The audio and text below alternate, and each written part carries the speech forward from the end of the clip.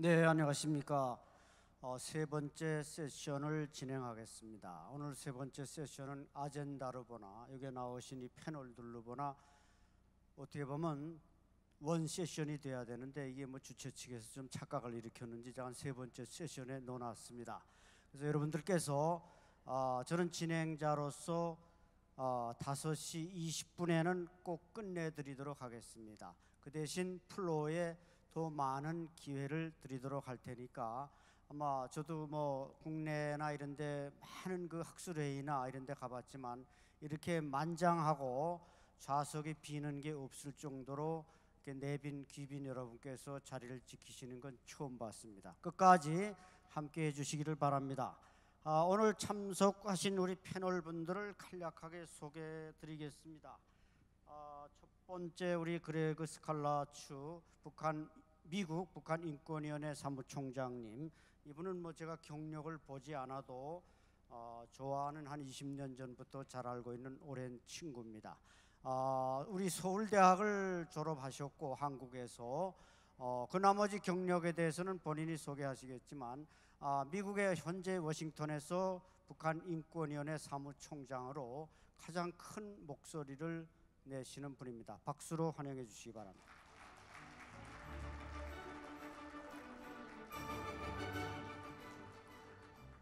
그래서 오늘 참석하신 분들은 이제 세컨 패널의 분들은 세션 분들은 이제 그 말하자면은 티어리스트 앤 프로페서, 이분들은 거기 하나를 더해서 일원가이며 교수일 뿐만 아니라 파이터들이다. 그런 점이 차이가 있으니까 눈여겨봐 주시기 바랍니다.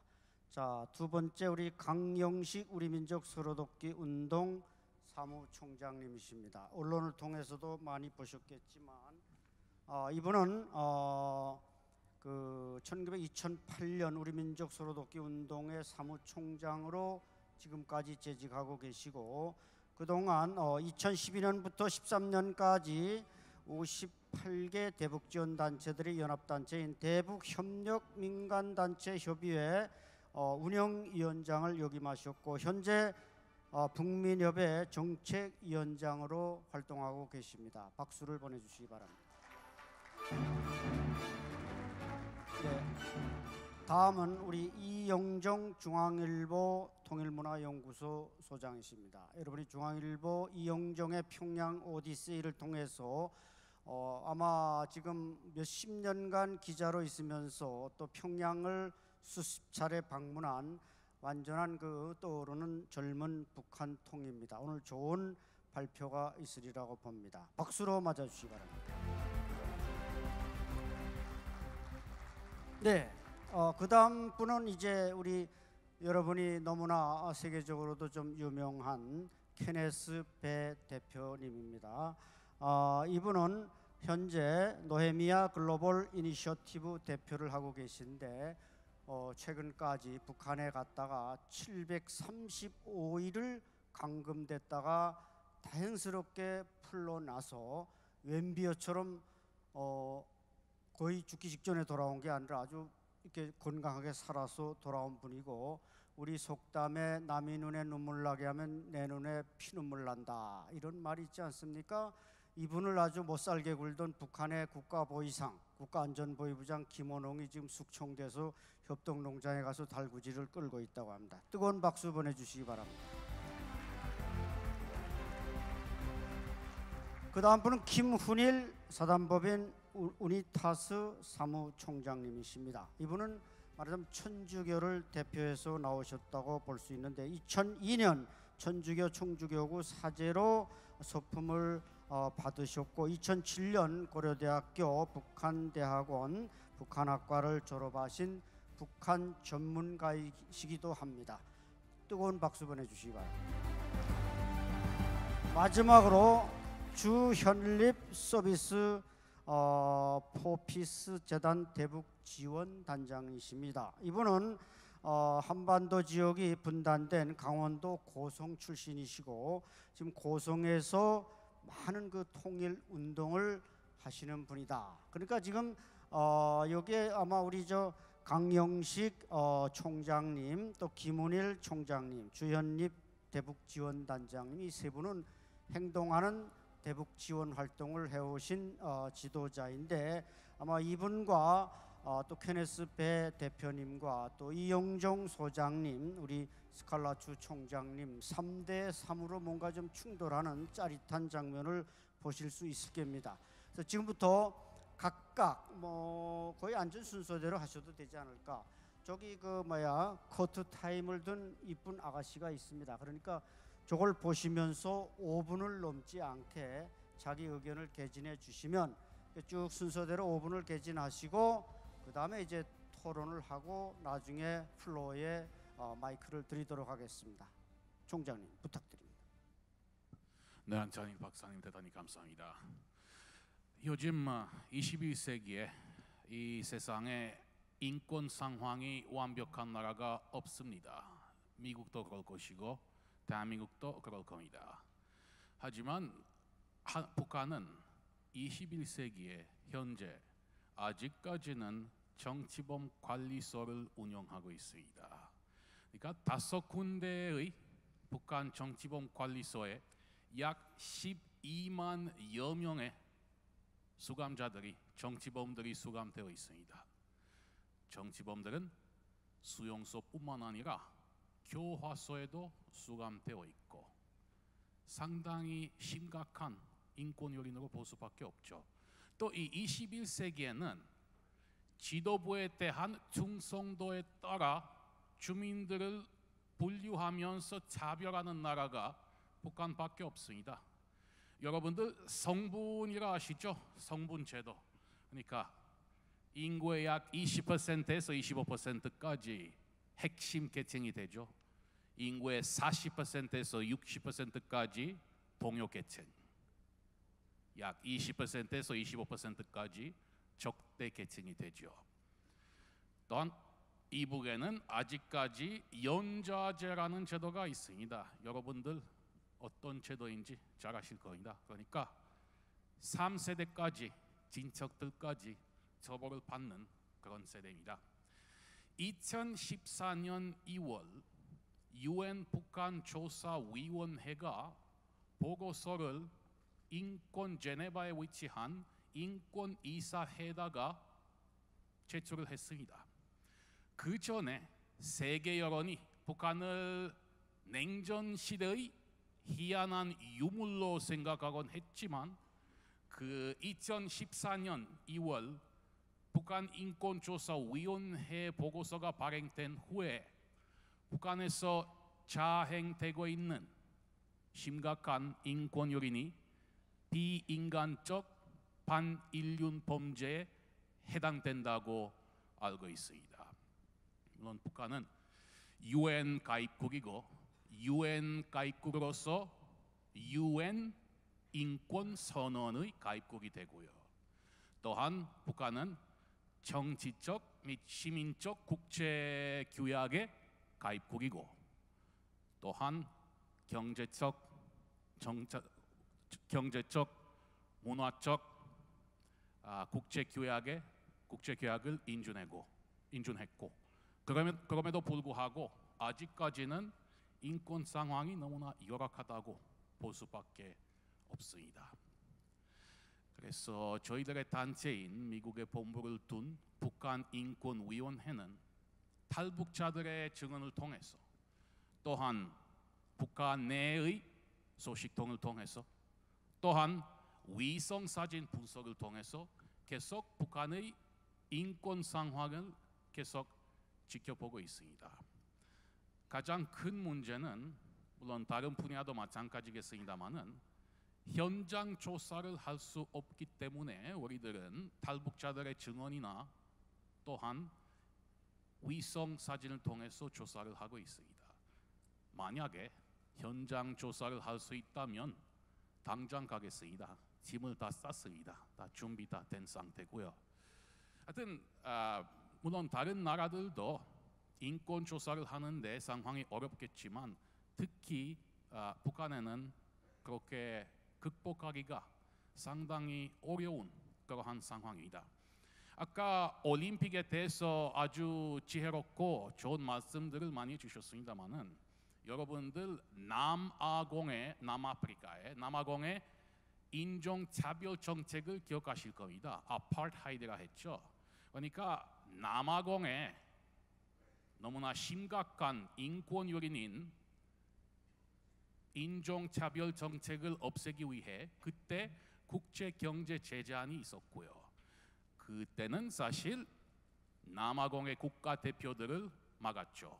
럭비 국가대표팀도 국제 경기에 못 나가게 했고 축구팀도 그렇게 했고 하여튼 여러분들 아시다시피 남아공에는 럭비가 그렇게 인기가 좋았기 때문에 럭비 팀이 국제 경기에 못 나가게 했다는 것은 상당히 큰 영향을 미쳤다고 생각했었고요. 그래서 하여튼 이 현재 이북의 상황을 보니까 최후의 전략적인 목표는 바로 통일입니다.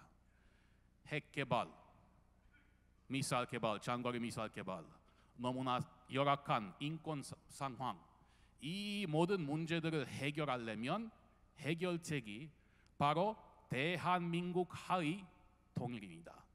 통일된 번영하는 자유민주주의 국가인 대한민국. 감사합니다.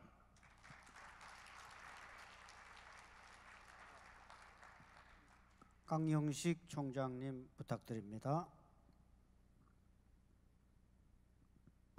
네, 우리 안철 박사님이 짜릿한 토론을 기대하시는 것 같은데요.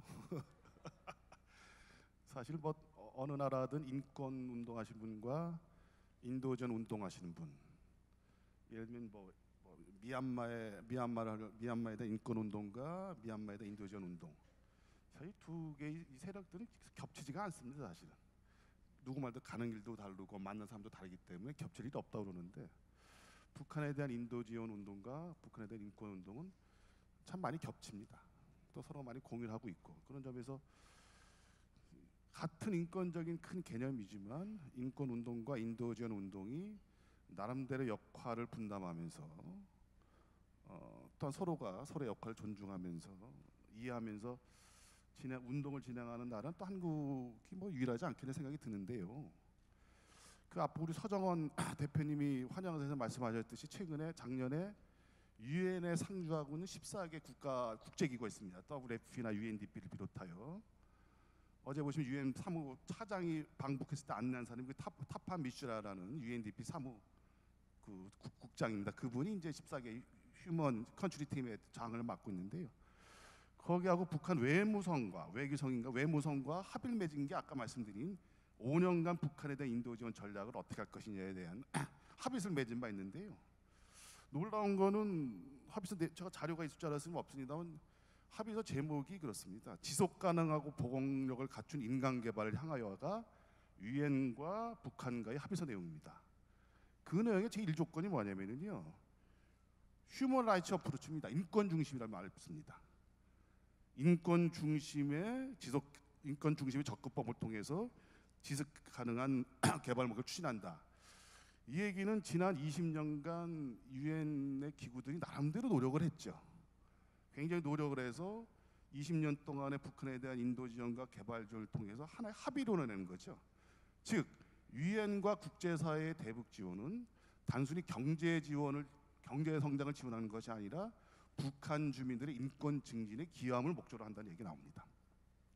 근데 여기까지 다 똑같을 겁니다. 근데 유엔 기구나 우리 남측 NGO들은요, 북한 주민들에 대한 인간적인 삶을 보장하기 위한 활동은요, 북한 당국과의 협력을 통하지는 안 됩니다. 그렇지 않습니까? 한편으로는 인도전 운동은 북한 당국과의 협력을 통해서 얼마나 투명하고 효율적인 지원을 하느냐가 고민할 거고, 우리 인권운동 단체에서는 실질적인 북한 주민들의 자유권, 정치권 보장을 위해서 어떻게 국제사회의 압박을 동원하고 북한 당국이 스스로 할 수 있을 정도의 압박을 가느냐, 이 고민이기 때문에 북한 정부와 관여하는 방식은 달라도 저도 북한 주민들이 인간적인 삶을 보장을 위한 사회권의 보장과 기본 자유권의 보장, 두 가지 측면에서 같다라는 그런 관점이기 때문에 이렇게 치열하게 부딪힐 일은 같지는 않고요. 다만 제가 두 가지의 고민을 던져보고 나중에 토론 시간에 우리 플로어에 계신 분들도 같이 해주겠습니다. 우리 서정환 대표님 말씀하셨어요. 한국이 올해 70만 톤의 쌀을 수용하면은요 270만 톤의 쌀이 격리됩니다. 격리된다는 얘기는 바깥으로 못 나가요. 버리거나 사료로 써야 됩니다. 팔지도 못합니다. 270만 톤의 쌀을 1년간 비치하고 창고에 재기는 비용이 9천억입니다. 근데 38선 이남의 북한의 2,500만은 여전히 3분의 2 이상 2천만 명의 북한 주민들이 배를 골무면서 자고 있습니다. 여전히 식량이 부족해요. 그러면서 우리는 평화와 통일을 얘기하고 있습니다. 이 문제 어떻게 할까요? 아마 공론화위원회처럼 우리 국민들한테 여론조사하면 어떻게 될까요? 누가 이길까요? 투명성이 보장된 그 원칙이 있다면 보내야 된다는 입장이 클까요? 아니면 무조건 안 된다는 입장이 클까요? 제가 이 말씀을 왜 드리냐면요. 지금 두 개의 도구마가 있습니다. 대북지원에 대해서는. 민족적인 동포이기 때문에 무조건 지원해야 되는 도구마가 하나 있고요.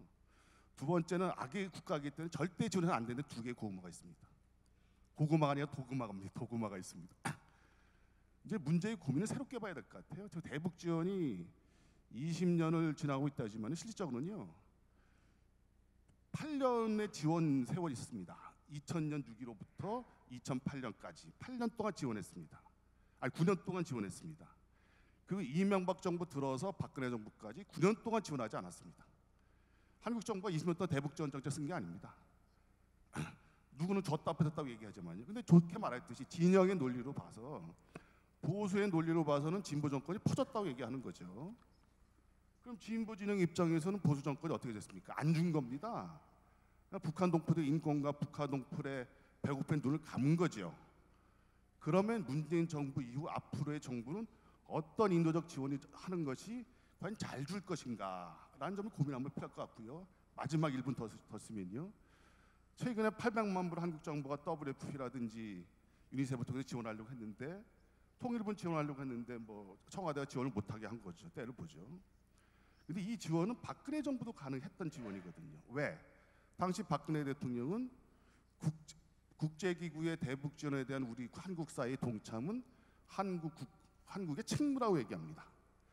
그리고 국제사회, 국제기구에 대한 지원은 투명성 입각한 국제기구의 지원은 당연히 의무라고 생각을 하죠. 근데 문재인 정부는요, 통일부가 800만 달러를 지원하는 방침을 세웠음에도 불구하고 주는 걸 주저하고 있습니다. 똑같은 박근혜 정부 때의 논리와 같은 거죠. 이게 무엇이 문제냐? 전 이것이 문재인 정부의 딜레마라고 봅니다. 저는 그런 의미에서 적어도 대북 지원의 분야에 대해서만은 국민적인 갈등의 폭이 아니고 저도 대북 지원에 대해서만은 좀 국민적인 합의에 입각한 정책이 추진돼 나갔으면 좋겠다 그런 관점이고 좀 앞으로 토론 시간에 그런 의견들 참 많이 좀 잘해 주시면 열심히 좀 하도록 하겠습니다. 예, 감사합니다. 네, 우리 중앙일보 통일문화연구소장 이영정 소장님 말씀 부탁드립니다. 먹이를 주는 소는 물지 않는다 이런 말이 있습니다. 근데 북한은 물었습니다. 거기에서부터 이 대북 지원과 관련한 우리 사회의 그 현상을 놓고 어떻게 대응할 것인가가 대두한 것 같습니다.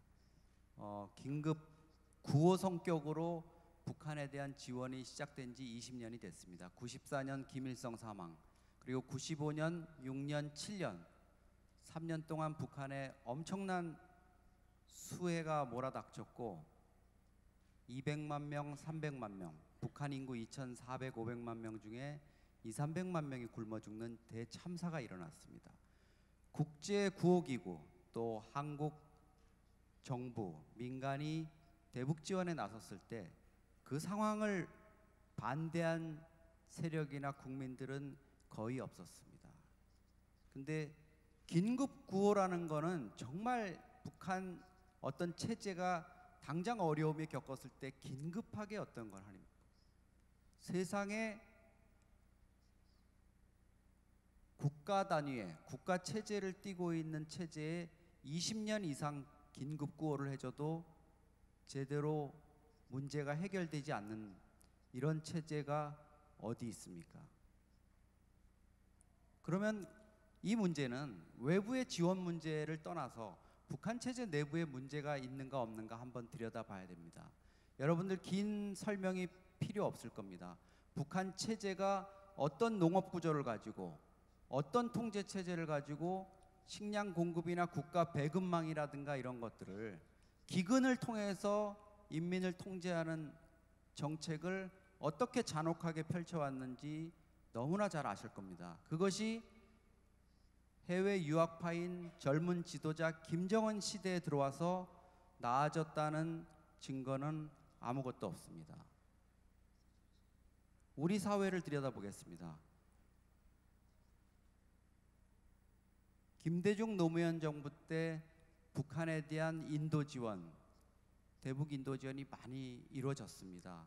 그때 많은 국민들은 북한의 인도 지원이라든가 이런 부분에 대해서 크게 반대하지 않았습니다. 여러 가지 전용 우려라든가 이런 것을 표시했지만 그래도 북한 주민들에게, 굶주린 주민들에게 희망이 될 수 있다는, 우리 국민에 대한 북한 주민들의 적대감을 누그러뜨릴 수 있다는 그런 희망이 있었습니다.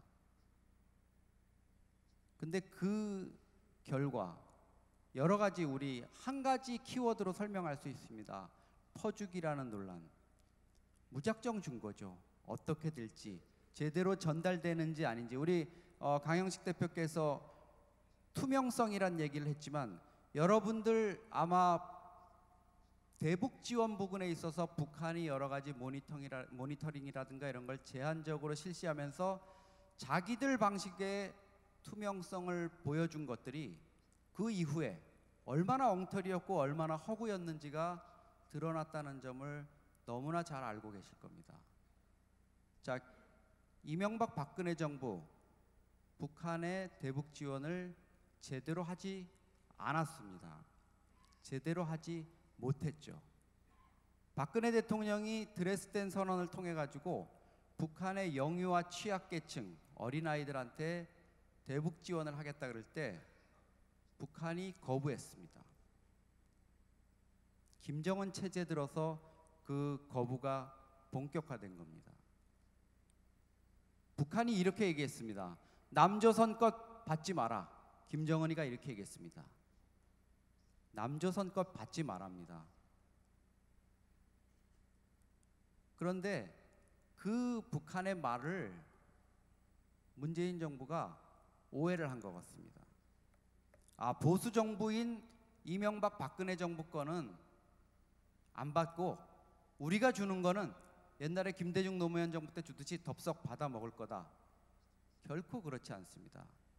김정은은 아버지 김일성, 김정일 시대와 전혀 다른 대남 인식을 갖고 있고 주민들의 굶주림이나 이런 부분에 대해서 자기 선대 수령인 김일성, 김정일보다 더 가혹한 정책을 펼치고 있습니다. 이런 부분들이 우리가 지금 대북 지원과 관련해서 우리가 우리 동포한테 주는 대북 지원, 또 북한의 인권 문제에 대해서 지적하는 부분을 왜 우리가 국제 협력을 통해서 증진해야 되는 이런 방안을 논의해야 되느냐, 왜 우리가 자체적으로 이런 부분을 하지 못하느냐. 이거는 결국은 북한 체제의 문제도 있지만, 북한 체제를 변화시키는 노력의 한계도 있지만, 결국은 우리 사회의 어떤 분열적인 인식들, 이런 것들이 작용하고 있다. 그리고 그 분열의 중심에는 지금 우리 정부의, 문재인 정부의 주축을 이루고 있는 지식인, 또 과거에 86세대라고 불렸던 386세대라고 불렸던 정권 주축 세력들의 북한에 대한 인식들, 분열증적인 인식들, 우리 대한민국의 체제의 권위주의적인 요소들에 대해서는 그토록 치열하게 저항하고 반항하고 바꿔야 되겠다고 외치면서 북한의 독재 체제나 세습에 대해서는 침묵하고 한없이 옹호하려고 그러고 그 입장을 가능한 감싸려고 그러다가 늘 뒤통수를 맞으면서도 짝사랑을 하는 그런 현실적인 한계에서 빚어진다고 볼 수 있습니다. 그래서 국제협력을 우리가 오늘 논의를 해 나가겠습니다만, 국제사회는 이런 현실에 대해서 도대체 글로벌 스탠다드를 대한민국 정부는 알고 있는 것인가, 대북 어프로치를 하는 데서. 이런 시각에서 지금 처음에는 좀 신기한 시각으로 본 것 같습니다. 야, 저 한국 사람들 도대체 뭐지? 한국 정부 뭐지? 그 단계에서 이제는 우려를 넘어서 이제는 고민을 하는 단계로 넘어간 것 같습니다. 이상입니다. 네, 벌써 세 분의 그 발제를 들으셨는데 상당히 그 화두가 좀 뜨겁게 갈 듯한 분위기를 보이고 있습니다. 우리 케네스 배 대표님은 아까 말씀드린 대로 북한에 가서 735일을 구금되어 있다가 정말 구사일생으로 돌아오신 분이고, 근데 지금은 또 이게 북한 인권운동도 많이 하시지만 또 목사님이십니다. 그러니까 오늘 토론 주제에 맞게 원수를 사랑하라, 뭐 이런 좀 각도에서 말씀을 해주시면 감사하겠습니다. 네, 안녕하십니까. 케네스 배 선교사입니다. 저는 북한에 735일 동안 억류돼 있다가 지금 우리 미국과 한국으로 돌아온 지가 이제 한 3년쯤 되었습니다. 제가 그곳에 갔을 때 저한테 죄목을 이렇게 붙였습니다. 국가를 전복하려는 음모를 한 죄. 그래서 제가 물었습니다. 제가 어떻게 국가 전복을 꾀했습니까? 했더니 사람들을 기도하고 예배로 할 목적으로 데려 들어온 이유다, 이것이었습니다. 그래서 제가 그랬습니다. 왜 하나님도 안 믿으신 분들이 기도의 힘을 믿으십니까? 우리 믿는 사람보다 더 믿음이 좋으시네요. 그랬습니다. 여러분, 이곳에서 그들의 답을 찾을 수 있습니다. 우리가 그곳에 가서 기도하고 그들을 축복하고 정말 이 땅에도 자유가 있고 번영이 있는 땅이 되기를 위해서 기도했는데, 그들에게는 그거 자체가 굉장히 위협적인 것으로 받아들여졌습니다. 또 한 번 또 이런 일이 있었습니다. 제가 그곳에 갔을 때 이 사람들이 이런 얘기를 합니다. 제가 한 사람의 북한 주민이 그곳에 가서 고아원을 하려고 도운 적이 있는데 그가 하지도 못했었습니다. 그래서 제가 물었습니다. 아니, 이 사람이 고아원을 하려고 했다가 하지 못했는데 그게 국가 전복 음모랑 도대체 무슨 연관이 있습니까? 하고 얘기했더니, 한 사람이 하나님 믿고 들어와서 고아원을 해놓으면은 10명의 아이들이 믿을 거 아니냐. 10명이 100명 되고 100명이 10,000명 되면 우리한테 위협이 되겠나 안 되겠나. 그래서 제가 뭐 될 수 있겠죠 그랬더니, 그거 보라, 당신이 한 것은 이 종교란, 이 사상 문화 침투 책동이라는 걸 통해서 우리 하나됨을 깨고 수령님의 믿음을 깨고 이 나라를 하나님 나라 만들려고 했다. 이렇게 대변하는 그들의 이야기를 듣기도 하였습니다. 그러면서 그들이 하는 얘기는 6.25 전쟁 이후에 붙잡힌 미국 사람으로서 가장 엄중한 죄를 지었다. 왜냐하면 당신 혼자만 선교한 것이 아니라 수많은 사람들 선교하라, 기도하라, 또 가서 거기서 복음을 전하라, 이런 식으로 가르쳤다는 것이 문제가 되었습니다.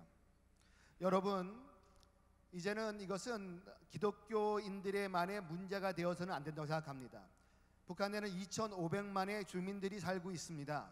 대다수의 주민들이 그들이 보통 일반 사람들이 누려야 될 일반적인 그러한 권리를 누리지 못하고 사는 것은 우리가 다 아는 사실입니다.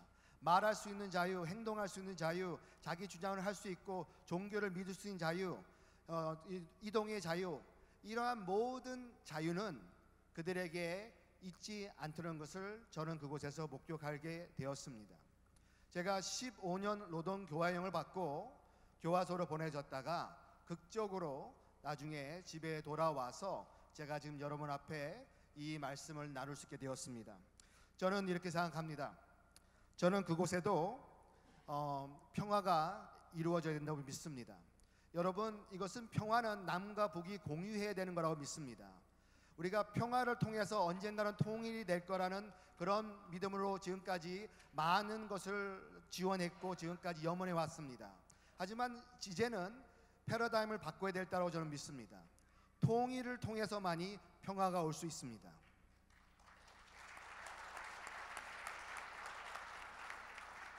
우리한테 지금 맡겨지는 그런 우리 민족의 운명이 우리한테 달려 있는데, 통일을 통해서 우리의 민족의 번영과 남과 북이 함께 잘 살고 평화로운 한반도가 이루어지기 위해서 우리가 해야 될 것 중에 하나는 2,500만의 북한 사람들의 삶을 외면해서는 안 된다는 것입니다. 그래서 제가 미국에 가서 이런 얘기를 했습니다. 정말 이 미국의 평화를, 안전을 원하십니까? 그러면 한반도 평화가 답입니다. 이 한반도 평화를 통해서 결국은 미국의 안전도 보장될 수 있습니다. 그런데 한반도 평화를 이루려면 우선 북한 주민의 마음을 얻어야 되겠습니다 하고 얘기를 했습니다. 북한 주민들의 어렵고 힘든 그들의 인권 문제와 그들의 사는 문제가 해결되지 않는 상황에서 우리가 북한을 다룰 때 북한 주민과 북한 정권을 구분하지 않는다면 그분들의 입장에서는 정부가 얘기해주는 북한의 미국은 그들을 적대시하고 주민들을 말살하고 노예를 만들려고 한다는 거에 그저 믿고 살아갈 수밖에 없다는 것입니다. 그래서 이제 우리에게도 정말 생각의 자유가 있고 종교의 자유가 있고 촛불을 들어도 잡혀가지 않고 태극기를 들고도 우리의 의사를 전할 수 있는 집회가 자유가 있는 그 나라를 이룬다고 그런다면 정말 지금 있는 북한의 2,500만의 어려움과 그들의 인권도 외면해서는 안 된다는 것입니다. 만약에 통일이 된다고 가정하십시다.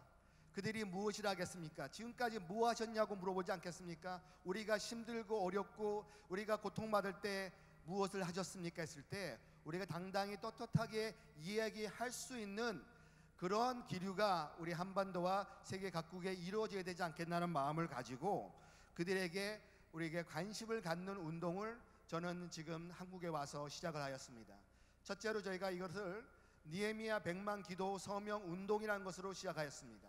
그래서 전 세계 분들에게 북한의 주민들을 잊지 말아 주십시오. 그들을 기억하고 그들과 함께 서며 그들을 위해서 기도하신다면, 그들의 관심을 가져주신다면 저 땅에 있는 사람들이 나중에 그것을 알게 되었을 때, 또 지금 어떤 경로를 알게 되었을 때 우리가 외면당하지 않았구나, 우리의 고통을 저 사람들이 알고 있구나, 희망을 갖지 않겠습니까? 통일 위에도 함께 같이 살 수 있는 토대가 만들어지지 않겠습니까? 이곳에 벌써 3만 1,000명의 탈북민들이 나와 계십니다. 우리가 북한 주민의 마음을 얻으려면 우선 이곳에 있는 탈북민들의 마음도 얻어야 되겠습니다. 이분들이 이곳에 와서 통일된 대한민국에서 살 준비를 하시는 분들입니다. 그래서 벌써 그들은 우리한테 와 있는 동일인 것입니다. 여러분 3만 1,000명의 탈북민들을 기억해 주시고 2,500만의 북한 주민들을 기억해 주시고, 그래서 우리가 이들과 함께 서자. 더 이상 통일은 옵션이 아니라 우리가 이 땅의 한반도 평화와 번영을 위해서 해야 될 한 가지 일이다 하는 것입니다. 제가 북한에서 조편받을 때 마지막 변론을 하려서 이런 얘기를 했습니다. 그 북한에서 김일성이 한 얘기가 있습니다. 민족의, 우리가 그 사람이 배경과 생각과 정치와 종교가 다 다르다 하더라도 민족의 번영과 통일을 원하는 사람이라면 그 누구도 손잡고 일할 마음이 있다, 그렇게 얘기한 것을 얘기하면서 저도 통일을 원하는 사람이고 민족의 번영을 원하는 사람입니다. 그래서 우리는 탈북민들과 북한에 있는 분들에게 통일이야말로 그들의 삶이 나아지고 통일이야말로 우리가 다 같이 잘 살 수 있는 것이라는 것이, 우리가 그저 구호로 외치는 것이 아니라 그들의 피부에 와닿을 수 있도록 많은 정보 유입과 모든 노력을 다해야 되는 그런 때가 아니라고 생각합니다. 그래서 제가 2018년은 70년이 차는 해입니다. 1948년에 두 나라로 갈라졌습니다. 성경에 보면 70년은 회복의 해로 되어 있습니다. 어떤 악한 정권도 70년 이상 지속된 적이 없습니다. 소련이 73년 만에 무너졌습니다. 동과 서독이 분단된 지 40년 만에 베를린 장벽이 무너졌습니다.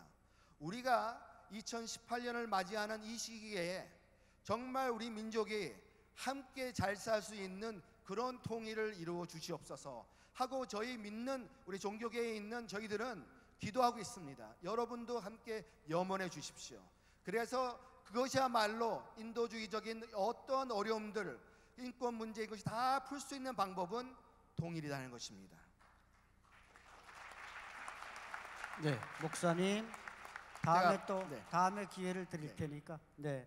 워낙 735일을 그 철창 속에 계시다 보니까 아직 그 분노가 좀 삭지를 않으신 것 같은데 앞으로 충분히 시간 드리도록 하겠습니다. 다음 말씀해 주실 분은 사단법인 우니타스 사무총장님. 이분은 신부님이신데 어디 조용히 개인적으로 만나면 왜 신부님이 되셨죠? 이렇게 물어보고 싶을 정도로 상당히 미남이십니다. 좋은 말씀 부탁드리겠습니다. 네, 저는 천주교 서울대교구 민족화해위원회에서 정책실장으로 일하고 있는 김은리 신부입니다. 서품 신부가 사제가 되고 지금까지 계속 남북한 종교교류 또 인도 지원에 몸담고 활동하고 있습니다. 저희 서울교구에서도 지난 11월 3일, 4일 이렇게 국제 한반도 평화 나눔 포럼이라고 국제 행사를 진행했는데, 그래서 제가 실무 이렇게 맡아서 진행을 했습니다. 그 외국분들 초청하고 또 행사 진행하는 게 쉽지 않았는데, 저는 오늘 여기에 이렇게 큰 자리고 이렇게 훌륭하신 분들이 계시는지 모르고 나왔습니다. 그래서 조금 미천한 제가 좀 보탬이 될까 하는 그런 생각도 좀 해봅니다. 15년 동안 그 대북 특히 천주교 내의 인도 지원 사업에 깊숙이 개입하고 또 활동을 하면서 인도 지원 사업과 인권의 문제에 대해서 여러 가지로 많은 고민들을 해왔고 지금도 하고 있습니다. 인권 문제에 있어서 학문적으로는 뭐 여러 가지 구분이 있는데, 특히 한 국가와 사회 인권 문제에 있어서 자유권, 그 다음에 평등권, 그리고 사회권, 이 세 분야가 잘 유지될 때 어떤 국가와 사회의 인권이 많이 증진됐다고 얘기합니다. 북한에 인도적 지원을 하는 저와 같은 사람들과 단체들은 아마도 사회권 중에서 북한 주민들의 생존권 문제에 깊숙이 개입하는 그런 인권운동을 하는 단체라고 생각할 수도 있을 것이라고 생각이 됩니다.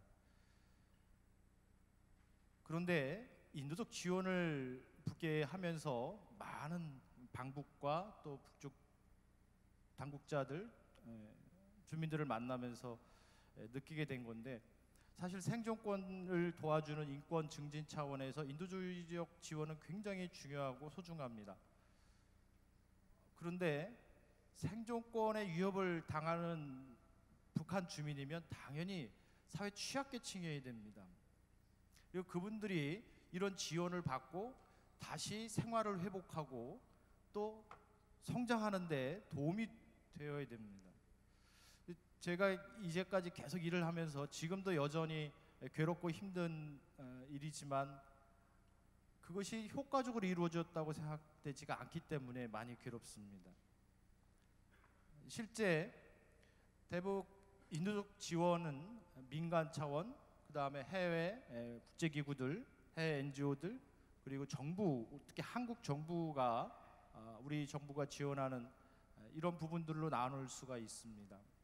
우리 정부가 지원하는 인도적 지원은 굉장히 큰 물량 위주의 지원을 해왔었고, 민간 단체는 소규모지만 내실 있는 인도적 지원을 하려고 굉장히 노력을 했지만, 현재 남북 문제가 경색되자마자 특히 2009년도부터 시작된 남북 경색 국면에 들어서자마자 대부분의 민간 단체들이 현재 개점 휴업 상태입니다.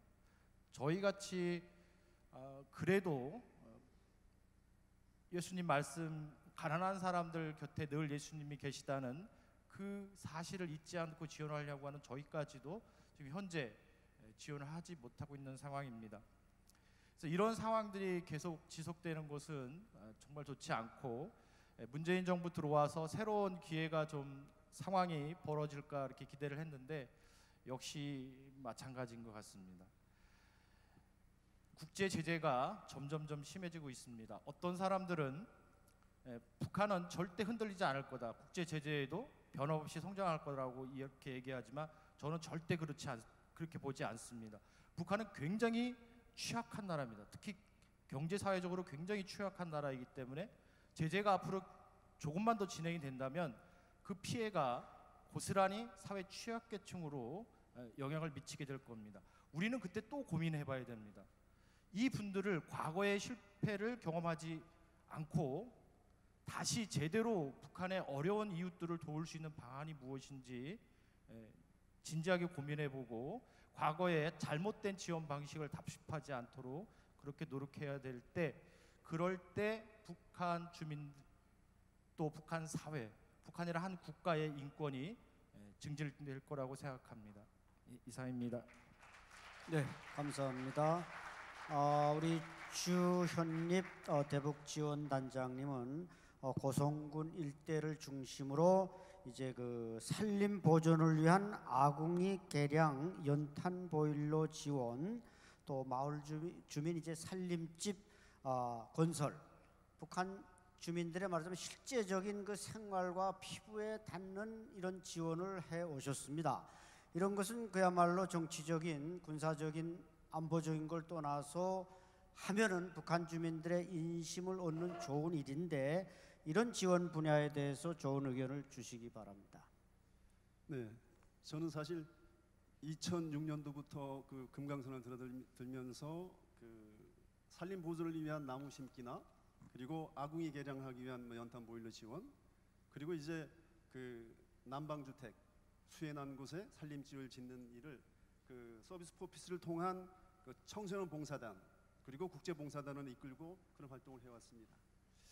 근데 이제 저는 이제 태어나기를 그 분단 지역에서 태어났습니다. 지금 고성군이 북한도 50%, 남한도 50%의 이 지역이 분단된 곳입니다. 그리고 제 가족도 이제 형님 2분, 누나 2이 있어가지고 분단됐고, 나라도 분단됐고. 근데 오늘은 이제 국제협력을 통한 인도 지원과 인권 증진 방안에 대해서 이 북한의 인권 문제, 인도 지원 문제가 지구가 공동으로 대처해야 하는 그런 문제가 된 것을 연결해 가지고 사실 어떻게 북한의 변화를 이끌어내야 되는가라는 문제를 한번 말씀드려야 될 것 같습니다. 사실 그 인도 지원이나 인권 증진이나 북한을 변화시키는 문제에 대해서는 유사한 내용입니다. 그러나 사실은 인도 지원은 북한의 취약계층을 지원해주는 그런 내용이고, 인권 운동은 북한 정권의 변화를 촉구하는 일입니다. 그래서 사실 북한 정부가 반응하는 것은 상반된 내용이죠. 근데 문제는 또 한국 내에서도 이 통일을 하자고 하면서도 인도 지원과 인권 운동 단체 간에 갈등이 있습니다. 아까 오전에 문현진 의장님께서 냉전 이후에 외부의 힘에 의해서 분단된 나라가 이제는 무역이 이번에 뭐 반도체 호조로 무역 4대, 6대 무역 국가가 된 이 시점에서 이젠 다시 반대로 남북 분단이 지구에 이 마음을 폐를 주는, 위기를 주는 그런 이제 분단 나라가 된 것을 생각하면서요, 앞으로 어떻게 우리가 이 지금 지구가 공동으로 대응할 문제가 북핵 문제뿐만이 아니라 이전에는 뭐 기후 문제라든가 환경 문제라든가 지금 뭐 사이버 테러, 뭐 심지어 여러 가지 뭐 질병 문제라는 게 많이 있는데, 급기야는 요즘에 그 북한 때문에 전 세계의 이목을 받고 있는 문제가 북핵 문제 아니겠습니까?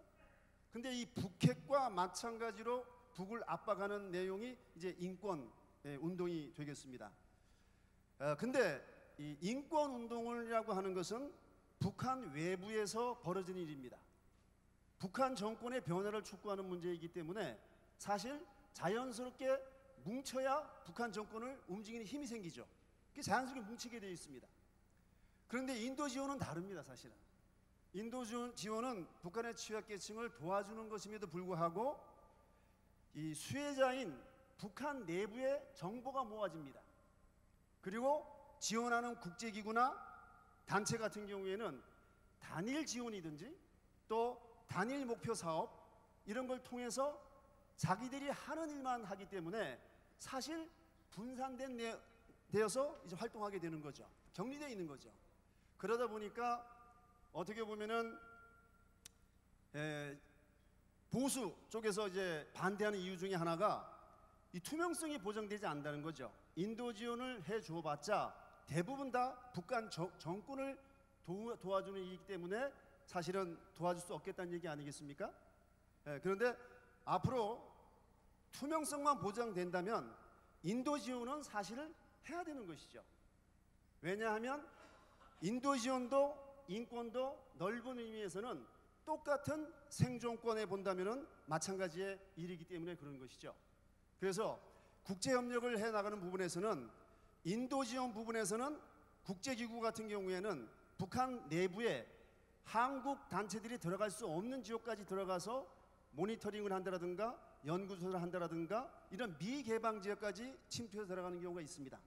그런 정보를 우리 남쪽 민간단체가 공유하면서 똑같은 실패를 사실을 겪지 말고 새로운 이 공유한 정보를 가지고 북한 변화를 또 추구한다라든가 또 지금 북한이 시장이 활성화되면서 평양 이외에는 대부분 다 시장에서 먹고 사는 거 아니겠습니까?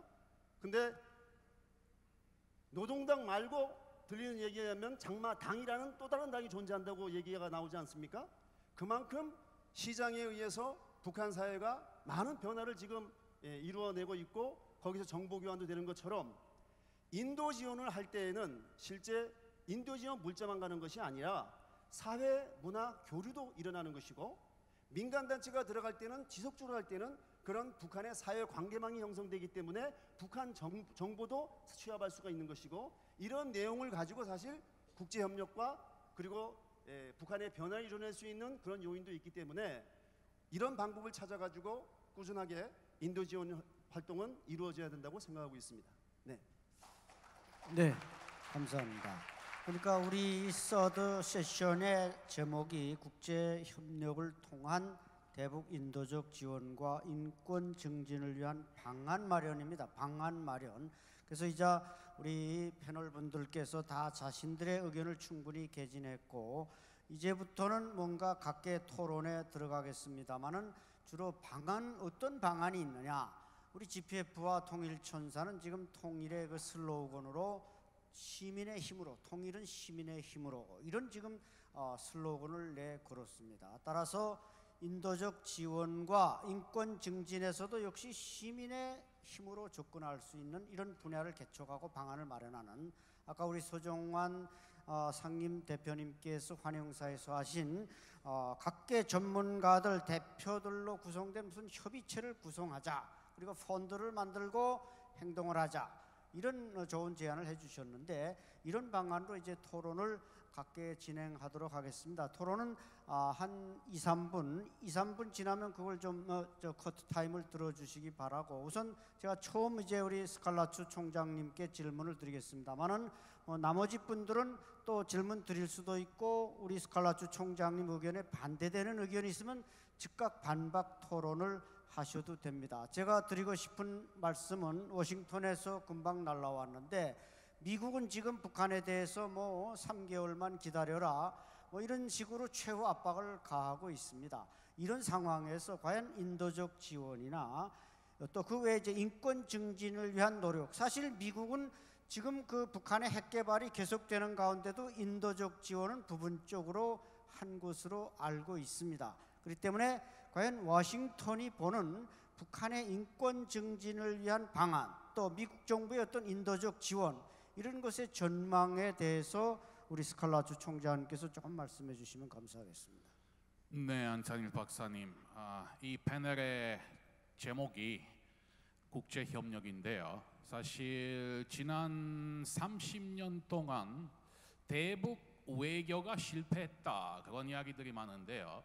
제가 드리고 싶은 말씀이 뭐냐면 성공한 대북 외교도 있었습니다. 제가 아까 UN 북한 조사 인권위원회 보고서에 대해서 말씀을 드렸습니다마는 그 보고서를 설립한 결의안을 통과시킬 때 UN 인권이사회에서 47개국이 투표 없이 합의로 통과시켰습니다. 그 이후로는 여러 차례로 UN 총회라든가 또한 제네바에 위치한 인권이사회라든가 거기에는 내용이 아주 강한 여러 결의안이 있었습니다. 또한 북한 인권 이슈를 UN 안보리까지 올려놨고 성공한 이유는 바로 비공식적인 여러 국가들의 동맹이 존재했기 때문이다. 즉 대한민국, 미국, 유럽연합하고 일본. 인권 증진을 위해서 이 비공식적인 국제연맹이 계속 존재해야 하고, 특히 이 4개국 중에 하나라도 빠지면 앞으로는 성공하기가 상당히 어려울 것 같다고 말씀드릴 수가 있습니다. 여러분들도 얼마 전에 트럼프 대통령께서 한국에 오셔갖고 여기서 국회에서 연설을 하시지 않았습니까?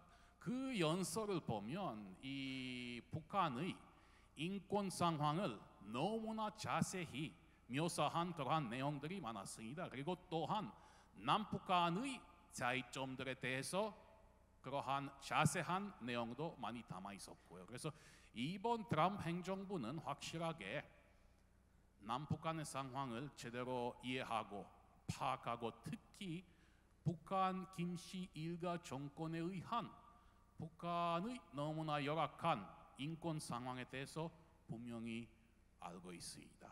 그래서 앞으로는 인권 증진을 위하여 이 국제 협력을 통해 희망을 가지고 북한의 인권을 계속 개선하도록 노력을 해야 한다고 생각합니다.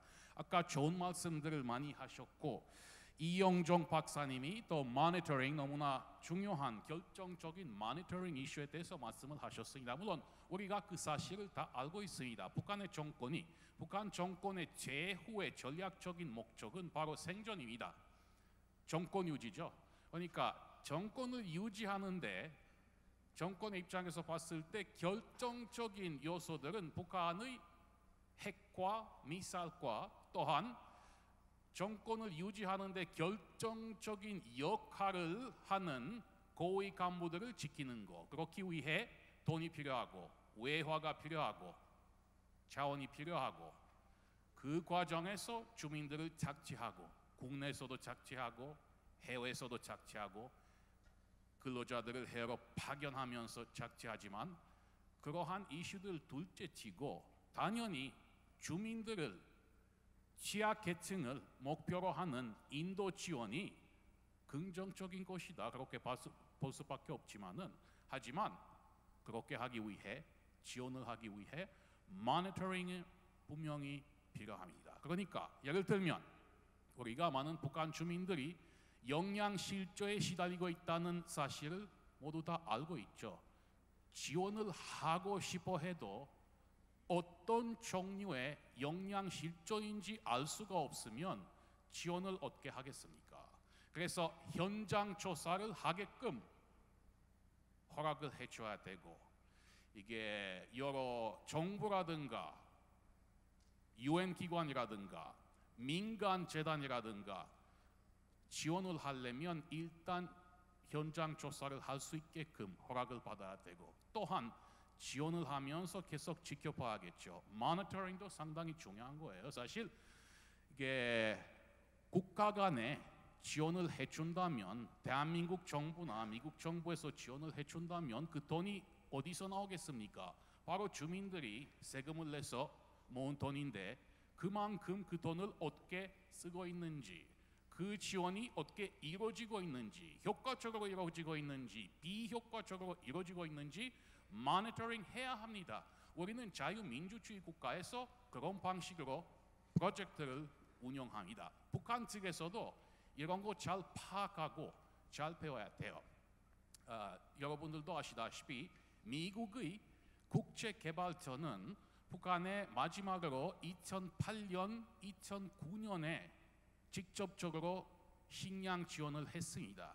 하지만 떠났죠. 후퇴했죠. 그때는 약 50만 톤을 지원했는데요. 국제 식량 기구를 통해서 40만 톤, 민간 단체들 통해서 10만 톤. 후퇴한 이유는 북한의 핵과 미사일 개발이 아니라 북한이 현장 조사를 하지 못하게 막았기 때문에 프로젝트를 더 이상 운영할 수 있고 그 5개의 NGO들이 비정부 기관들이 북한을 떠났습니다. 그러니까 북한의 정부 입장에서 봤을 때는 현장 조사하게끔 허락을 해줘야 되고 통계 자료도 상당히 중요합니다. 이북에서는 북한의 정부 기관들은 통계 자료를 꾸미는 줄 알죠. 잘 꾸미는데 정말로 모을 수가 없습니다. 필요한 통계 자료가 없습니다. 그러니까 국제 단체들하고 국제 정부들하고 지원하는 그러한 단체들하고 협력하는 방법을 배워야 되고 또한 통계 자료가 필요하고 그런 말씀들을 드리고 싶었습니다. 고맙습니다. 우리 저 강영식 총장님께 여쭤보고 싶은데, 자 우리 스칼라주 총장님 말씀대로 이제 우리는 도와주고 싶다.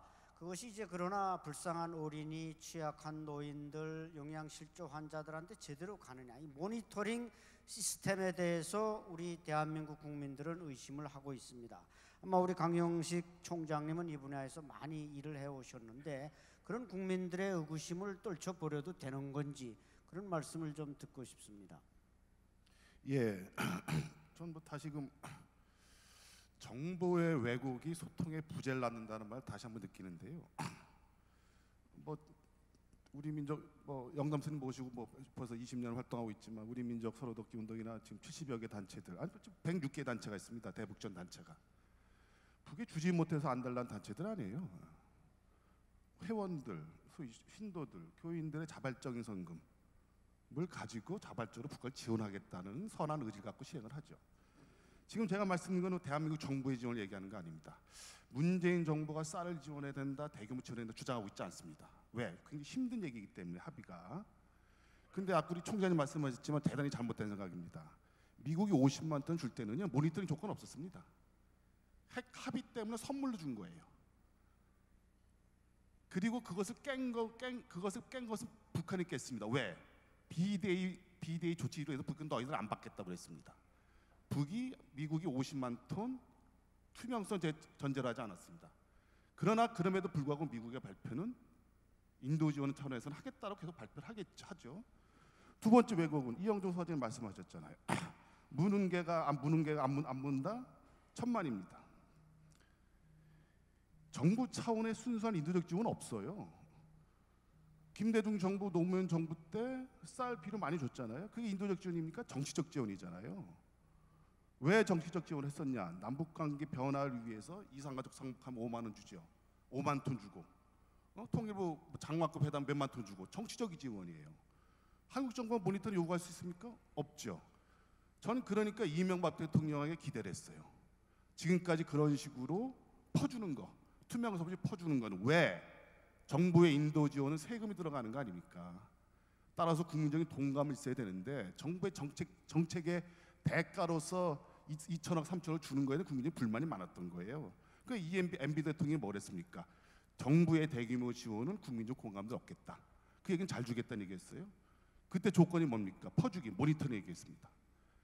총장님 모니터링 얘기하시면요, 모니터링 전제 조건 대북전하면요, 우리나라도 모니터링 못 받습니다. 그 세계 어느 나라도 인도 지원 받을 자격 있는 나라들이 없습니다.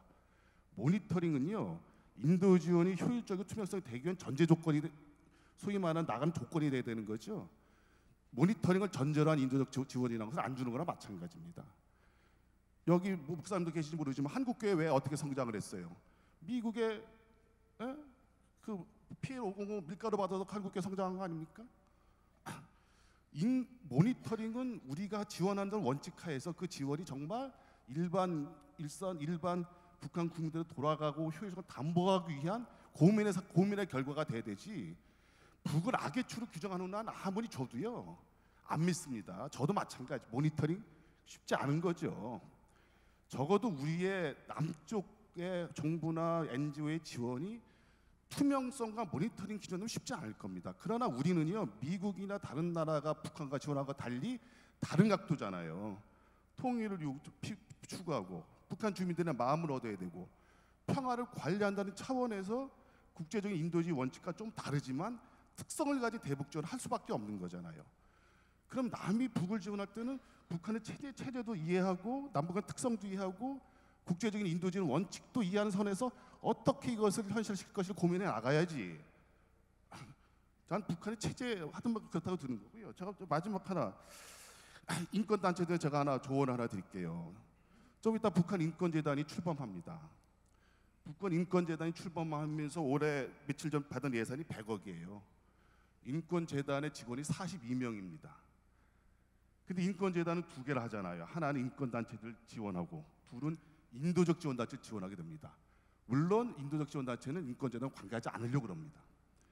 근데 그중에 민간단체 지원이 24억 있습니다. 그중에 12억은 인권단체 지원하고 12억을 소위 지원단체 지원한다는 거거든요. 근데 지원단체 106개가 있잖아요. 어떻든 간에 106개가 북미럽을 모여있고 동일한 몫을 내잖아요. 근데 정부의 고민은 뭔지 압니까? 인권단체가 몇 개 있죠 우리나라에? 탈북자 지원하는 단체 말고요. 그리고 인도 지원 단체들에 대한 국민적 우려도 많지만요. 이건도 똑같습니다. 우리나라의 자발적 인권 단체들이 북한 인권 징유에서 어떤 로드맵을 갖고 있는 건지, 어떤 건지, 좀 그것도 공부해야 됩니다. 예전에는요, 솔직히 진보 정권 때는요, 인도 지원 단체는 선이고 탈북자 지원이나 죄송하지만 정보 단체는 마구로 했다는 것도 있었어요. 마찬가지입니다. 저자에 대한 지원도 없지만. 그러나 지난 보수 정권 10년은요, 인도 지원이 악이고 인권이 악이 또 선이라는 그런 시대가 있었어요. 다 같이 경험하고 공유하는 거잖아요. 그렇다고 한다면 어차피 북한 주민들의 생존권 보장이나 인권의 보장을 위해서 우리 N들이 협력해 나가야 된다면 서로가 서로를 오해하지 말아야 된다 이거죠. 그동안 20년의 대북전의 문제는 많고 10년입니다. 10년의 대북전의 문제가 많았지만 그것이 민족화에서 나름대로 했다. 그러나 부족한 게 많다는 관점을 갖고 봐주시고 평가해야지 이게 말이 먹혀 들어가는 거지. 그동안의 인도 지원은 북한 정권을 살찌우는 데 기여했다는 선입관과 전제적으로 갖는 한 이건 소통이 될 수가 없다. 저는 그런 점에서 서로가 서로의 처지를 이해해 나가야 된다고 봅니다. 예, 좋습니다. 아마 우리 이용종 소장님께서 우리 총장님 말씀에 뭔가 하실 말씀이 분명히 있는 것 같은데 들어보겠습니다.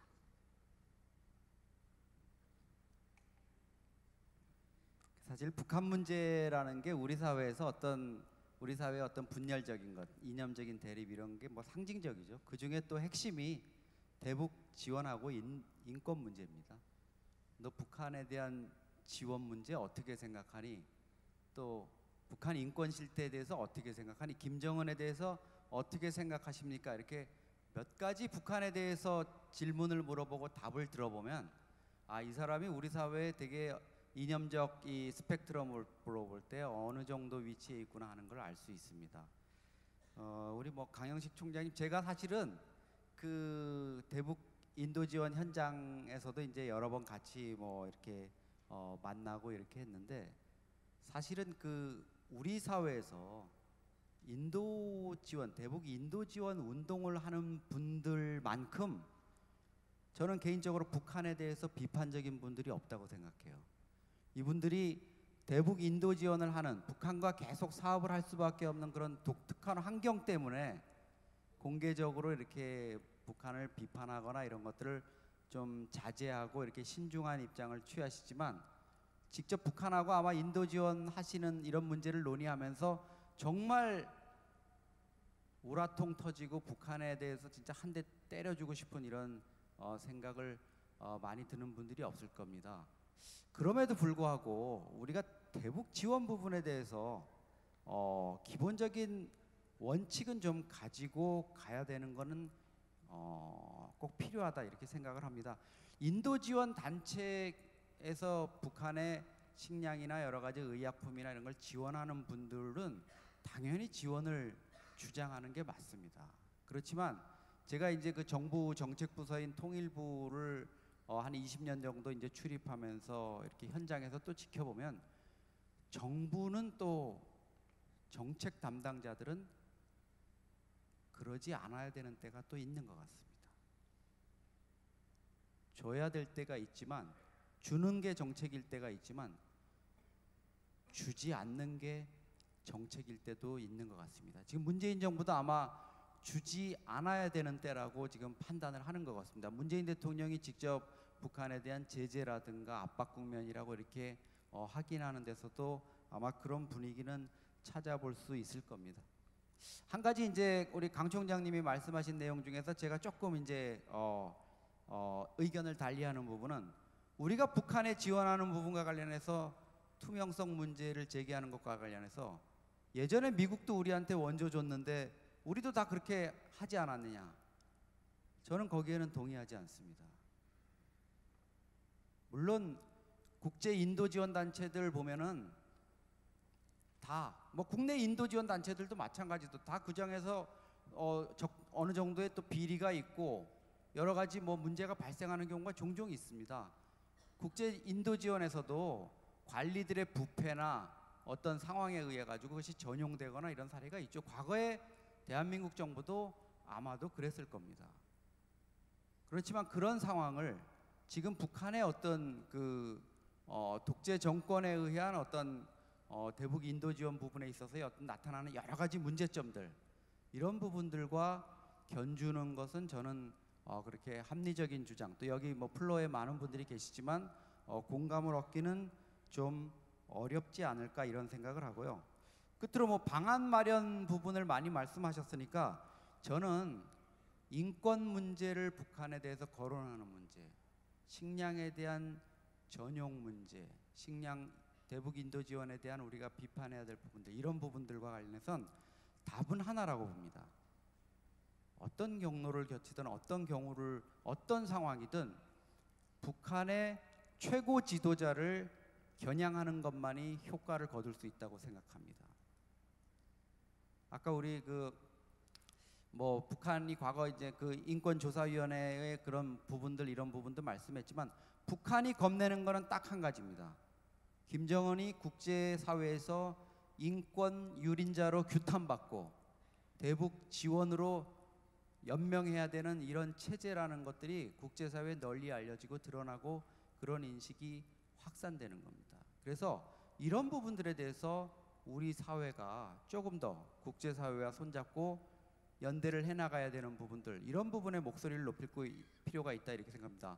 문재인 정부가 과거에 김대중 특히 노무현 정부의 어떤 계승이라는 것을 표방한다면 아까 우리 강 총장님 말씀하셨지만 북한의 240만 톤 정치적 지원은 아닙니다. 사실 240만 톤 준 거 대북 식량 차관으로 줬죠.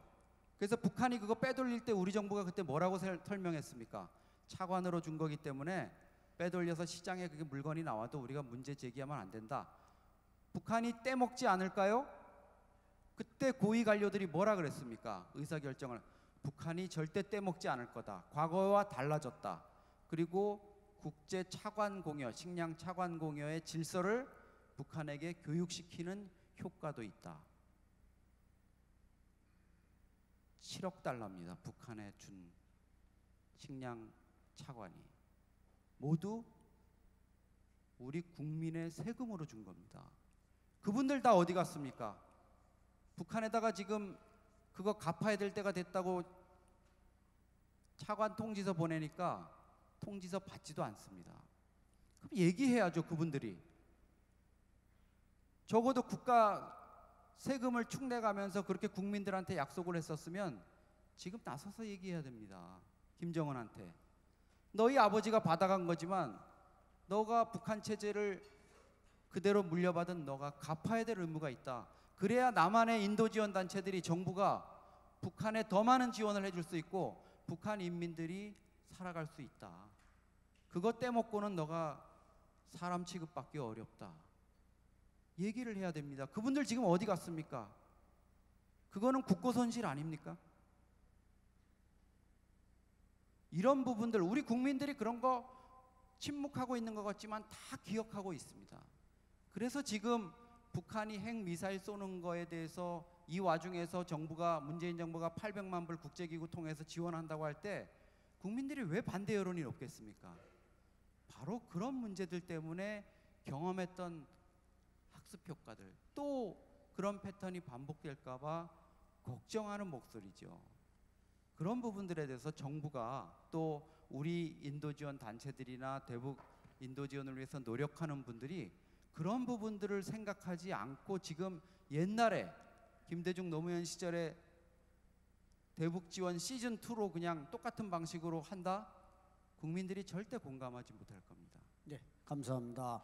자, 이제 거의 종반으로 치닫고 있는데 플로어에 마이크를 드려야 될 순간이 다가오고 있습니다. 질문하실 분들은 딱 그 설명이 필요하고 질문만 하시고, 자, 세 분 우리 케네스베 대표님 또 신부님 우리 대표님 북한에도 아주 많이 갔다 오신 거로 알고 있습니다. 그래서 이제 앞서 세 분들도 말씀하셨지만 이 국제적 협력을 통한 북한의 인권 개선 방향 또 인도주의 지원 여기에 대해서 어떤 방안을 좀 한 1분씩만 말씀해 주시면 좋겠습니다. 왜냐?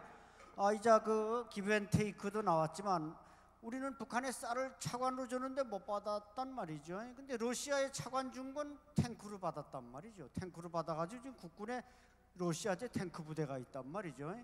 우리가 북한에 준 쌀을 뭐 북한 특수부대로 받았으면 참 좋겠지만 그게 쉽지 않으니까 그런 그 뭔가 북한의 인도적 지원 방향 또 인권 개선 방향이 있으면 방안 뭔가 그 아이디어가 있으시겠죠. 북한에 오랫동안 가본 경험이 있으시니까 그걸 1분씩만 말씀해 주시고 플로어에 마이크를 넘겨야 되겠습니다. 네, 저는 북한의 인권 상황은 지금 우리 탈북민들을 통해서 좀 많이 알려지고 있는데 더욱더 많은 국제적인 관심이 필요하다고 생각합니다. 그래서 저는 인권에 대해서 지금부터 얘기를 할 경우 제가 들려오는 소식은 북한 내에서도 외부에서 북한에 대한 인권에 대한 문제를 잡는 걸 굉장히 주시하고 있습니다. 그래서 자기들이 조심하기도 하고 그래서 되려 인권 문제 때문에 저한테도 사실은 그런 배려를 해준 셈이 된 것입니다. 그래서 외국 사람이고 앞으로 돌려보낼 사람이기 때문에 인권에 피해를 당하지 않도록 그 사람들이 각별히 신경 썼던 이유이긴 한데 저는 외국 사람이라고 치고 그 외에 수많은 거기 살고 있는 사람들은 그러한 피해를 지금 보고 있는 것을 제가 알고 있습니다. 그래서 저는 더욱더 많은 국제사회에 있는 여러 단체들이 인권 문제를 가지고 저희가 계속 나누고 국제사회에 호소를 하는 운동이 일어나야 될 것이며 하지만 그와 더불어 그들을 인도주의적으로 돕는 것도 병행해야 된다고 저는 생각합니다. 왜냐하면 가장 취약계층과 어려운 사람들은 또 특별히 라진 선봉이나 이런 지역에서 외국 국제단체와 많이 경험해 보신 분들은 다 압니다. 밖에 있는 사람들이 우리를 생각하고 그들 때문에 우리가 살 수 있다는 것을 그들이 깨닫고 있기 때문에 우리가 그들에게 작은 힘이 되고 소망이 되는 것이 그들에게도 도움이 될 것입니다. 그래서 저희가 어떻게 모니터링 할 것이냐 이러한 방향들을 얘기하셨지만 실제적으로 저는 지금 국가 차원에서 대북 지원을 논의할 때는 아니라고 저는 생각을 하고요. 그 외에 인도주의적인 지원하는 단체들, 지금 북한을 들어갈 수 있는 통로가 열려 있는 단체들을 적극적으로 지원하는 쪽으로 해서 그들이 지금 만들어 놓은 그 통로를 통해서 가장 취약 계층들에게 전달될 수 있는 그들만의 통로를 계속 사용하는 것이 저는 좋다고 생각합니다. 그래서 저는 특별히 이런 것을 통해서 통일을 이룰 수 있는 기반이 되는 방법은 그들의 아픔과 어려움을 외면하지 않는 것과 또 그들이 어렵기 때문에 우리가 그들에게 함께 한다는 신호를 함께 보내는 것, 그것이 두 가지가 다 필요하다고 저는 믿습니다. 그래서 제가 이번에 여기 올라오면서 하나 영어로 슬로건을 하나 만들었는데 그거를 잠깐 얘기하겠습니다. 영어로 이렇게 제가 썼습니다. Better Together, Better Life, Korean Unifications. 그래서 우리가 더 좋은 우리가 함께가 더 좋습니다. 함께함을 통해서 결국은 더 나은 삶을 같이 영위합시다. 우리 통일을 통해서. 그래서 여러분 우리 그들에게도 결국은 이 문제가 궁극적으로 해결되는 방법은 통일밖에 없다는 것이 북한의 엘리트층과 그 밑에 있는 주민들도 다 같이 느낄 수 있는 그런 걸 되기를 희망합니다. 저는 앞으로 4년 안에 우리에게 갑작스러운 통일이 만약에 다가온다면 그렇게 믿는 사람들이 많지는 않지만 그렇다면 우리 문재인 대통령이 통일 대통령이 될 것입니다.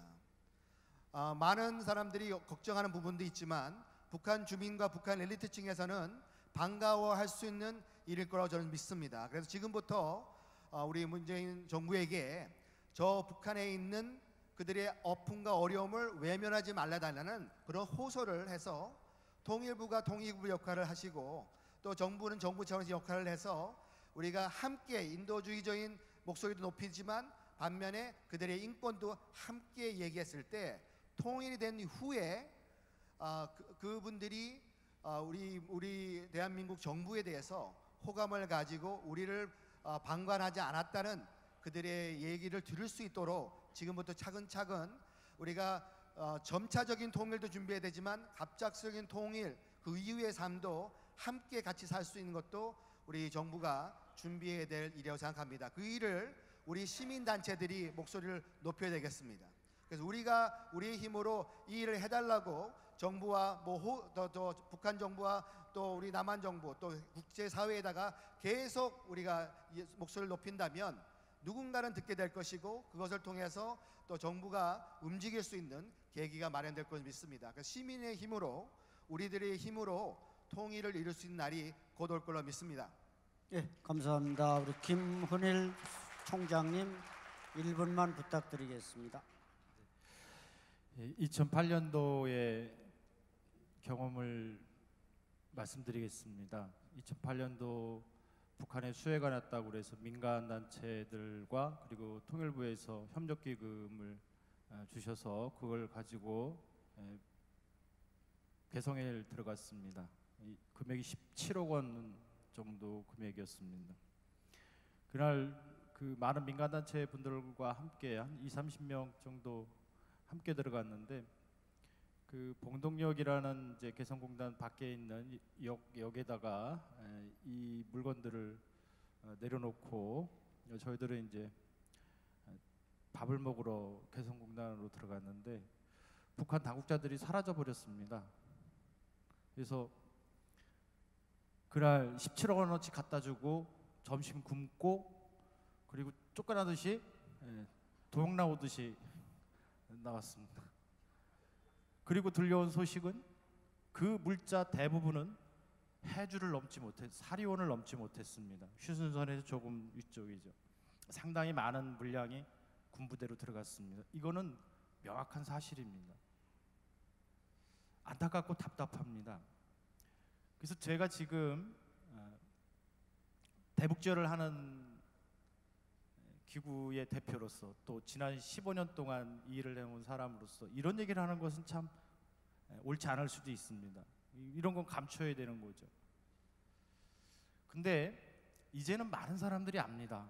더 이상 감춘다고 감출 수 있는 것도 아니고 오늘 이 자리를 빌어서 여기 계신 분들에게 또 다른 경험들을 말씀드리겠습니다.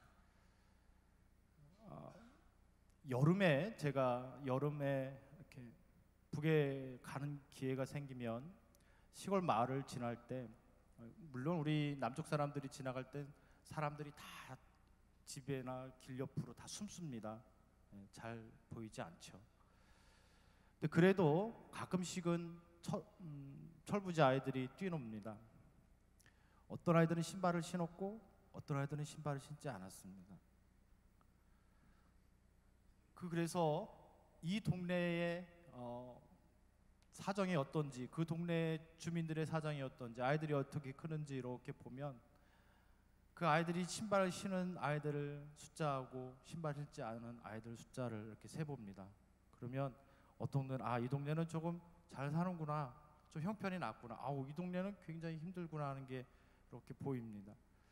한 번은 묘양산을 가다가 차가 고장이 나서 한 동네에서 점심도 얻어먹고 꽤 오랜 시간을 지낸 적이 있었는데 한 집에 들어갔는데 정말 눈물이 났습니다. 와, 이렇게 어떻게 살까? 정말 토굴 같은 집에서 가재도 가구 변변찮은 가구도 없고 정말 얼마나 안타까운 삶을 사는지 괴로웠습니다.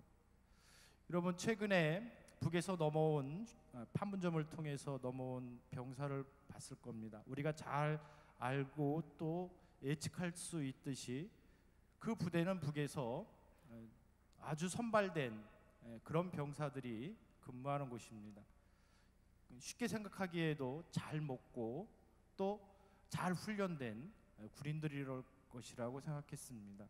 그런데 그 군인이 총에 맞고 수술대에 누워서 수술을 하려고 집도했을 때 그 군인의 배에서는 우리가 50년대, 60년대, 70년대 그렇게 우리 국민들을 괴롭히고 우리의 빈곤을 상징하던 기생충과 옥수수만 있었습니다. 우리가 놓치지 말아야 될 것은 북한 정권, 사회, 핵 문제, 또 남북 간 대결, 그 와중에 가장 비극적인 사람은 여기 와 있는 탈북자들도 아닙니다. 그 사회에서 가장 많은 고통을 받고 살아가는 사람들입니다. 그분들에 대한 지원은 비록 계속해서 북한 당국에 의해서 우리가 여러 가지로 불편한 상황을 당한다 하더라도 그 사람들을 우리는 잊으면 안 됩니다. 그분들에 대한 지원은 그래도 가진 방법을 통해서 우리는 최대한 노력해야 됩니다. 그 사람들에 대한 우리의 따뜻한 마음과 애정과 사랑을 잃으면 우리도 김정은 정권과 똑같은 그런 세상을 만들게 될 것입니다. 네, 총장님 감사합니다. 우리 주현립 단장님 마지막으로 1분만 부탁드리겠습니다. 네, 사실 그 민간 단체에서 대북 지원 활동을 한다는 것은 예산적으로 굉장히 어려운 일입니다. 그러다 보니까 단일 사업에 대해서 부분적으로 하는 경우가 많죠. 이렇게 하는 것보다는 강영식 총장이 발제문에도 있었습니다만은 2030 UN 개발 계획에 맞춰 가지고 함께 어떤 토탈 개발 협력 이런 쪽으로 공조를 해 나가는 것이 굉장히 힘이 되겠다. 더군다나 운영 예산적으로 기회 비용도 엄청 많이 드는 것이 북한 사업입니다. 거기에다가 정치적 영향에 따라서 되고 안 되고 부침이 심한 대북 사업은 국제 협력을 하게 되면은 정치적 영향에 떠나서 어떤 중재자 역할을 할 수 있는 국제 공조가 있기 때문에 지속적으로 할 수 있는 사업이 될 수 있지 않을까. 그런 면에서 국제 협력이 굉장히 필요하다고 생각합니다. 네, 감사합니다. 자, 우리 이제 플로어에 한 두 분만 질문을 드리도록 기회를 드릴 텐데, 가만 우리 용담 스님 아까 환영사도 해주셨는데 먼저 기회를 드리겠습니다. 말씀하십시오. 마이크 준비되셨나요? 예, 6분 말씀 잘 들었습니다. 김은일 신부님께 제가 한 두 가지 좀 말씀을 좀 드리고 좀 확인 좀 할까 합니다. 저도 뭐 북한을 수십 번 다녀온 사람인데요. 북한 특성상 주민들을 접촉을 해서 이 점심을 얻어 드시고 하는 것은 있을 수 없다고 생각을 하거든요. 그런데 어디서 어떻게 이런 그 기회가 있으셨는지 그걸 좀 한번 묻고 싶고요. 그리고 우리는 우리 민족을 돕는 거라고 생각을 합니다. 그렇다고 한다면 그 민족이라고 한다면은 군인도 거기에 해당이 되거든요.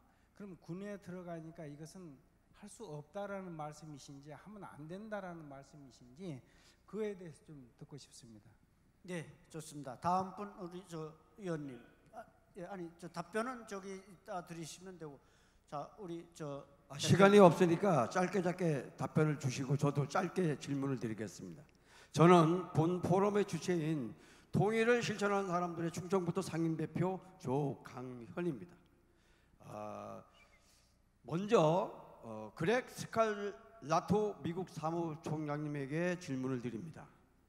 유엔에 가입한 북한이 열악한 인권 문제의 실질적인 개선을 위해서 미국 내에서는 최우선적으로 무엇을 어떻게 진행을 하고 계시는지 한 가지만 답변을 주시기 바랍니다. 또 하나, 패널분 중에 가장 젊으신 우리 이명정 박사님, 통일문화의 소장님으로 계시는데 1995년대의 고난의 행군 시절에 당시 언론 매체들이 300만, 500만의 아사자들이 발생을 하였는데도 불구하고 우리나라 언론들은 중국의 천안문 사태는 대서특필하였습니다. 현대 정작 우리 북한의 실상에 대해서는 굉장히 소극적이었습니다. 이 부분에 대해서 연구소의 입장을 주시기 바랍니다. 왜 이런 말씀을 제가 드리느냐 하면 부연으로 이 실상은 아시아의 우리 친구들은 물론 외국인 친구들이 저에게 많은 질문을 했을 때 답변을 드리지 못해서 굉장히 속이 상했었기 때문입니다. 짧게 말씀을 드리죠. 김은일 우리 사무총장님께 실체가 존재하지 않는 북한에서 자유, 평등, 사회에 대한 최선의 개선 방안을 한 가지만 답변을 부탁을 드리겠습니다. 이상 감사합니다. 네, 감사합니다. 저게 질문하실 분이 많은데 이 사회자로서 이 시간이 오바되면 그 세미나는 그 어떤 세미나도 실패입니다. 그러니까 일단 답변을 들으시고 시간이 되면 또 질문 기회를 드리겠습니다. 답변해 주시기 바랍니다. 우리 먼저 신부님 예. 말씀하십시오. 예, 영감스님 감사합니다. 그 묘양산 가는 길이었고요. 차가 고장이 나서 마을에 이제 어쩔 수 없이 이제 서게 됐고, 또 그 제가 들어가 본 집은 북쪽 당국자들이 이렇게 얘기를 해서 들어간 게 아니라 거기서 어쩔 수 없이 밥을 먹어야 되니까 그 북한 당국자들이 이제 마을 가가지고 좀 먹을 것들을 좀 얻어오고, 그래서 뭐 그런 상황에서 이제 주변에 누가 보는 사람도 없고 감시하는 사람도 없고, 그래서 자연스럽게 산책하다가 이제 물 한 잔 얻어 먹으려고 이제 집에 들어갔던 거죠. 그래서 굉장히 깜짝 놀랐습니다. 그리고 굉장히 궁금했어요. 평범한 북한 시골의 주민들이 어떻게 사는지 정말 보고 싶어서 일부러 의도적으로 몰래 눈 피해가지고 들어가 봤던 거죠. 지금은 그 기억이 지금도 생생합니다. 그래서 지금도 제가 인도적 지원을 하는 이유이기도 하고요.